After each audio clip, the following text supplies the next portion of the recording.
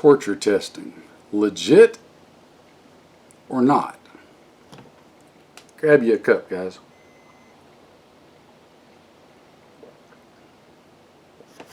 You know, you're supposed to savor coffee and not chug it. But man, when you get a good cup, sometimes you want to just suck it down, and then you get all depressed afterwards because you didn't get to savor it and it's gone. Alright, we're going to try to go easy on that. Make it last. So, this is a discussion that I think we need to have, and I wanted to bring up. Obviously, before you even get started, your mileage may vary as to where you stand on this particular topic and subject. But it occurs to me, people get wrapped around the axle on things sometimes, and it seems like sometimes really easily so.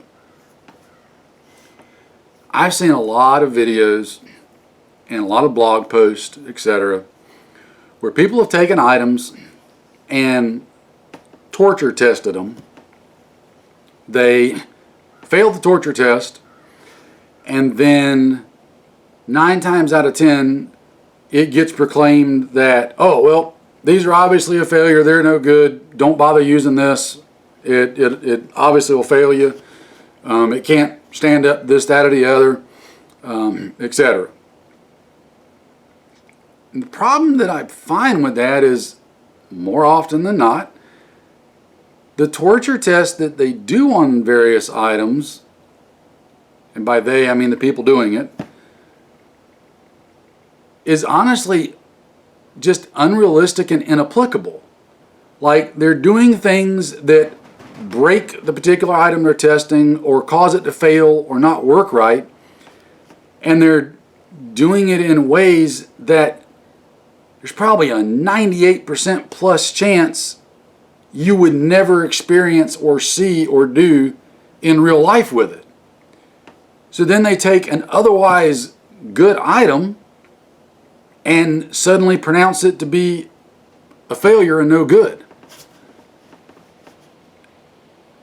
And then people just dive onto that train and they get steered away from things that I'm like, wait a minute, you people are passing up a potentially good item that failed in a way in which you'll probably never end up using it or doing it or subjecting it to. So how does that make it no good or a failure? I could give you a laundry list of examples. But for example, and I'll just give you one because it pops right in the top of my head. There's dozens of them. People taking magazines, and they will test magazines by dropping them fully loaded onto something like a big giant hunk of steel. I can't think of a scenario where I would be dropping a fully loaded magazine onto a large plate of steel in real life. If I'm dropping magazines in real life, it's probably going to be when they're empty, which makes a big difference, or it's a loaded magazine and I'm in the middle of a fight and don't have time to retain it, but the mag's not working, at which point it doesn't matter if it's, the greatest or the worst, it's not working. It's no longer of value to me. Or I'll be dropping loaded mags, empty mags, whatever, again, primarily probably empty. I'll be dropping them on dirt and grass and arguably, depending on your area, maybe some rocks, something like that. Natural ground, even rocks, is going to have a different impact effect on something like a magazine than a large, big, flat piece of steel. It's It's just different. The physics behind it are different. A mag hitting that piece of steel and no longer being any good does not mean it's not suitable for use, because 98+% chance I'll never end up having that happen or do that in real life. Now, we could get wrapped around the minutiae of that, but I'm just using that as an example. There's dozens and dozens of things that I see people doing videos on like that and making blog posts on, etc. And that's what I wanted to touch on. It's like people taking a regular half-ton pickup truck and dropping a half-ton concrete block in the bed of it from 8 feet in the air. Well, yeah, it's a half-ton truck, and it could haul that half-ton of concrete block, but if you drop it from 8 feet in the air, I don't care who makes it, you're going to wreck your bed. You might even damage the rear suspension. I mean, come on, what's the point in that? What are you trying to prove? I'm much more interested in seeing people's results of using things in a normal, realistic manner, right? When something starts breaking or not working in realistic use, that's when you can start putting some value on to what the person's trying to show you. When people start just torture testing stuff just in like extreme, unrealistic ways, I don't see any value in that, other than if you're just trying to really see how far it can go and you're trying to destroy it.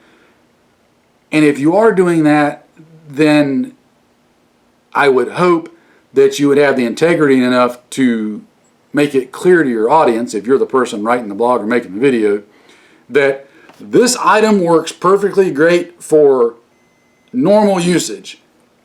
It failing in this extreme crazy test does not mean it's not good for normal usage.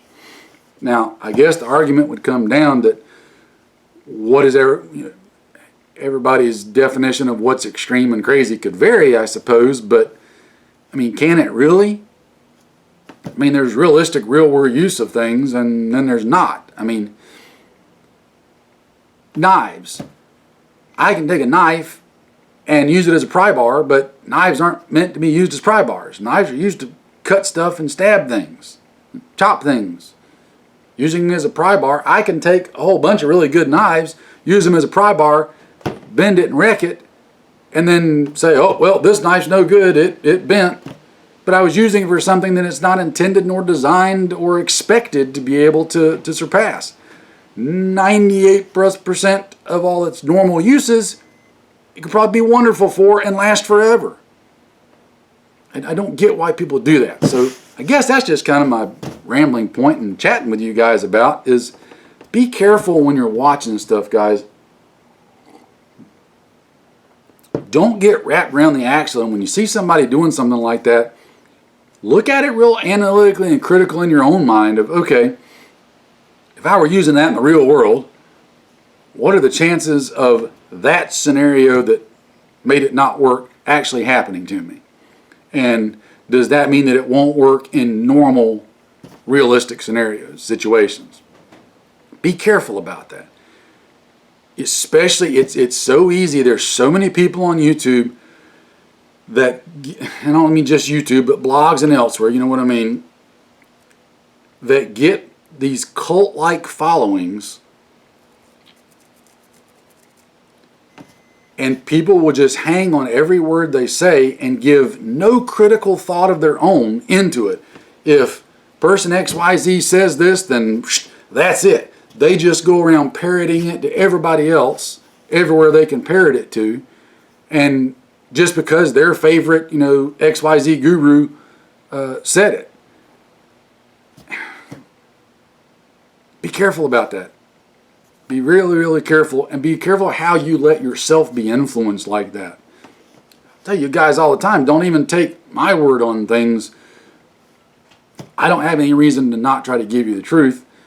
I don't benefit from feeding you false information, and I try my best not to. But you got to be critical. You got to not let yourself get wrapped up in what this person's saying or doing, regardless of their background. I don't care what their background is. I've got very, very close friends that are like brothers to me that I talk with on a daily basis. And there's things that I run by them many, many times over before I really start, adopting it, going with it myself. And you guys don't even know it.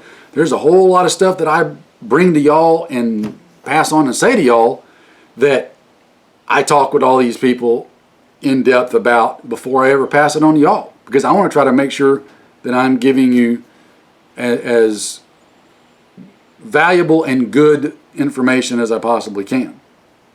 So again, that's just the whole point of this little coffee talk.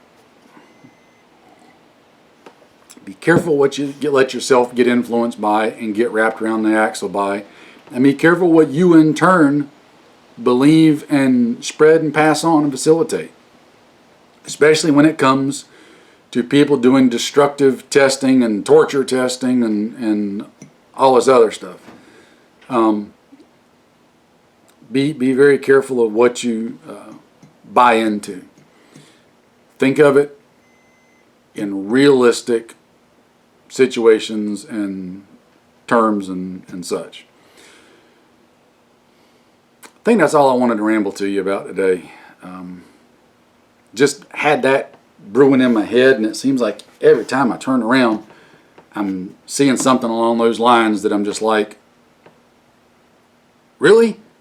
What's the point of that?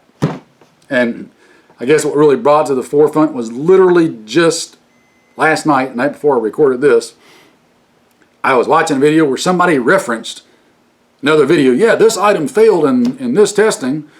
And I was like, wait a minute, I remember that. And the failures that it had were completely outside the realm of normality. They were like extreme. Like I couldn't even picture a scenario where that would actually happen. That it would be that the item they were talking about would be subjected to what they were talking about. It's like, wait a minute, why are they even bringing that up? But they were. So again, not pointing anybody or anything in particular. I'm just talking in generalities here. So take care, guys. Keep preparing, keep getting ready. Tick tock. Tick tock.